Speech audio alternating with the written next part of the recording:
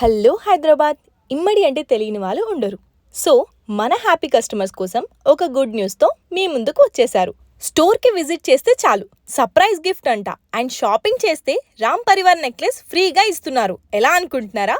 మన Kondapur amp mall ఆపోజిట్లో ఉన్న ఇమ్మడి లగ్జరీ సిల్వర్ జ్యువెలరీ స్టోర్కి వెళ్ళి అక్కడ షాపింగ్ చేసి లక్కీ డ్రాలో మన కూపన్ని వేస్తే చాలు.